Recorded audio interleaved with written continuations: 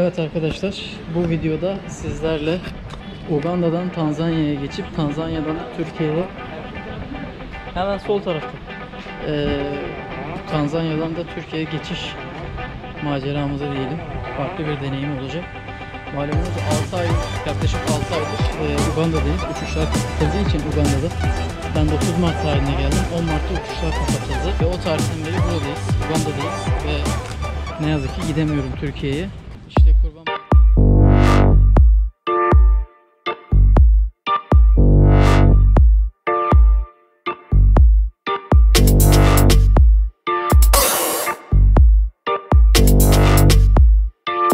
Evet arkadaşlar, bu videoda sizlerle Uganda'dan Tanzanya'ya geçip Tanzanya'dan Türkiye'ye hemen sol tarafta Tanzanya'dan da Türkiye'ye geçiş maceramızı diyelim. Farklı bir deneyim olacak. Malumunuz yaklaşık 6 aydır Uganda'dayız. Uçuşlar kapatıldığı için Uganda'da. Ben 9 Mart tarihine geldim. 10 Mart'ta uçuşlar kapatıldı ve o tarihten beri buradayız. Uganda'dayız ve ne yazık ki gidemiyorum Türkiye'ye. İşte Kurban Bayramı'nı da bitirdik. Şimdi yine Uganda'da halen uçuşlar kapalı. O nedenle bizler de farklı yollar deneyip Türkiye'ye dönmemiz gerekiyor açıkçası.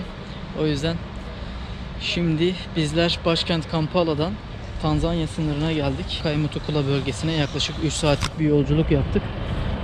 Buradan herhangi bir vizemiz yok. Bayağı bir sıkıntı yaşadık. Yaklaşık 2 saattir şeydeyiz. Vize bölümündeyiz. Tanzanya sınırındayız. Şurası Uganda kapısı, burası Tanzanya kapısı.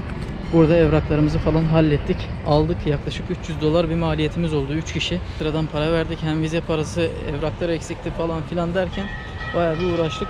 Ama henüz uçak biletini almadık tabi. Entebbe'den, yani Uganda'dan İstanbul'a dönüş uçak biletimiz var. Ama kullanamıyoruz. Türk Hava Yolları'nı aradık. Yaklaşık 20-25 dakika bir müşteri hizmetleri görüşmemiz oldu. Beklememiz oldu. Sonradan bize dediler ki kullanabilirsiniz. Aynı parkur üzerinde olduğu için sıkıntı yaşamazsınız Tanzanya'dan, Darüsselam'dan diye. Bizler de şimdi geçişimizi garanti ettiğimiz için şimdi arayacağız Türkiye'deki arkadaşlarımızı. Yarın Darüsselam'dan İstanbul'a uçak biletimizi değiştirmelerini isteyeceğiz. Buraya gelmişken biz Zanzibar'a da gitmek istiyoruz ama ciddi manada şöyle sıkıntılar var. Türkiye'de ve dünyada ciddi bir koronada artışlar var. Bu nedenle riski almak istemiyoruz. Her an uçuşlar kapanabilir. Türkiye yaptırımlar yapabilir. Yani uzun süre bekledik. O yüzden Zanzibar planımızı bir sonraki ya da daha sonraki programa ekledik. 3 kişiyiz. Şimdi vizelerimizi aldık. Henüz daha önce belirttiğim gibi aracımızı daha ayarlamadık.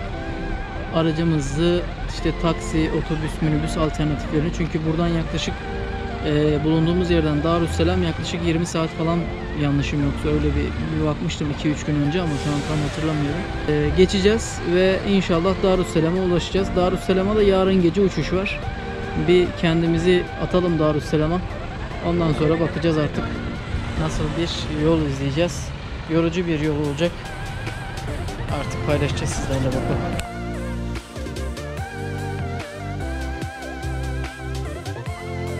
Arkadaşlar şimdi Gümrük'ten çıktık. Otobüse bindik. Daha doğrusu minibüse bindik. İkisinin arasında bir şey göstereceğim şimdi. Şu anda Mutukula'dayız. Mutukula'dan nereye gideceğimizi sanıyorum. Mukuba'ya gideceğiz. Yaklaşık 2-2,5 saatlik bir yolumuz var. Buradan da Mutukula'dan araç kiralayabilirsek araç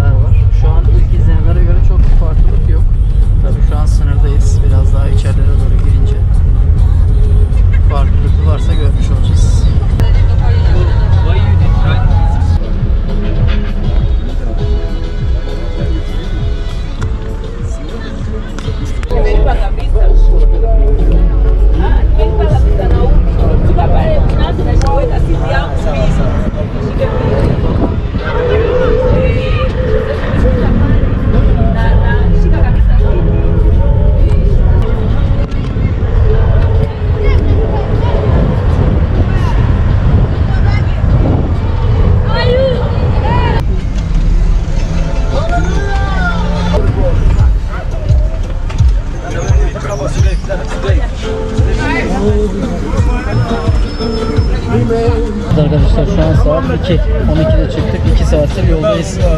Şu an durakta durduk ve yol sınırını aldı.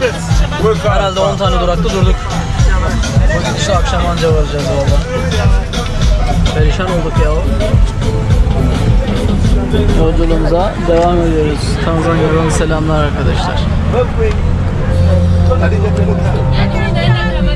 Şöyle içeriği bir daha gösterelim. Evet.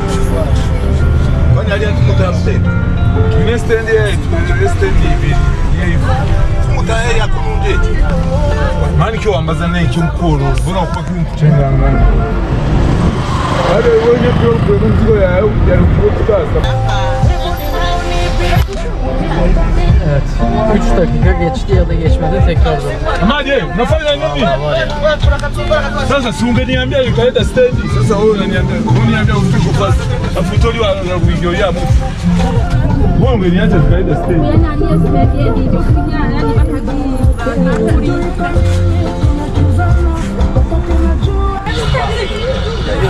Sema na mtandao.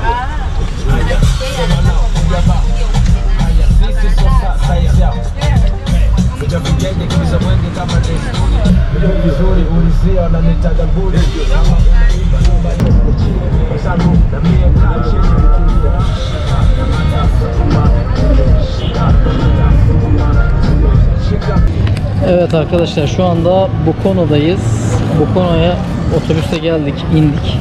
Yaklaşık 2 saattir buradayız. Ama buradan Darüsselam'a gidecek bir araç bulamıyoruz. Şöyle bulamıyoruz. Yarın gece bizim 3.30'da bir uçağımız var. Türk Hava Yolları, Darüsselam, İstanbul. Ona yetişmemiz lazım.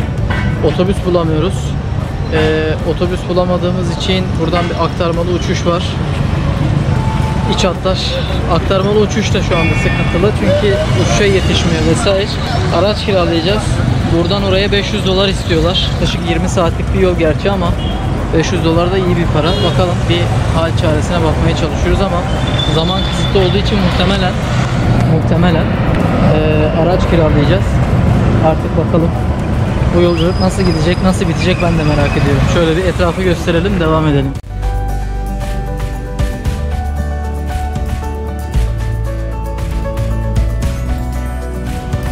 Evet arkadaşlar şu anda bir markete geldik. Aracımızı kiraladık. Bir markete geldik yola çıkmadan bir şeyler alalım diye. Marketimiz burası, süpermarket. Ama güzel bir şeyler gördük. Burada şöyle göstereyim size. Kimin bu biliyor musunuz? Nerede yazıyordu? Nerede yazıyordu ya? Ah, söyle. Elvan. Made in Turkey. Tayaş. Hakikaten bunları burada görmek. Uganda'da göremedik ama Tanzanya'da var. Birçok ürün var. Bunlardan da aldık. Bakalım başka neler varmış.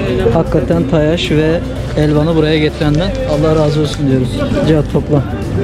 Şöyle bir marketi ufaktan bir dolaşalım. Sonra da yolumuza koyulalım. Yok maşallah ya, çok güzel. Dido var. Acı Albeni de var ya. Ülker, Nestle. Aldık. Vallahi güzelmiş ya. Hadi gidelim, hadi geç kaldık. Market alışverişimizi de yaptık ve yavaş yavaş yolumuza çıkıyoruz.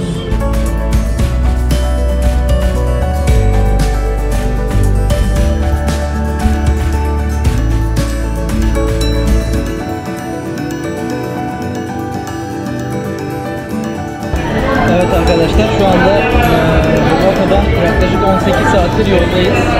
Darüsselam 300 kilometre kaldı. Şu anda bir tesise geldik. Yemeğe yiyeceğiz, yemek yiyeceğiz. Yemekleri bakalım neler var. Sonra yolumuza devam edeceğiz. How much? 1,000. Evet. Each one.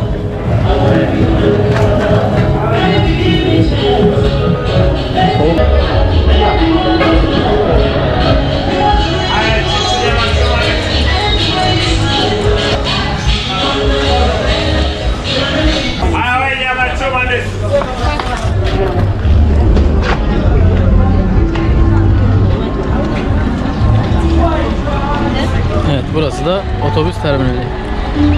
Otogar mı diyelim ya da dinlenme tesisi.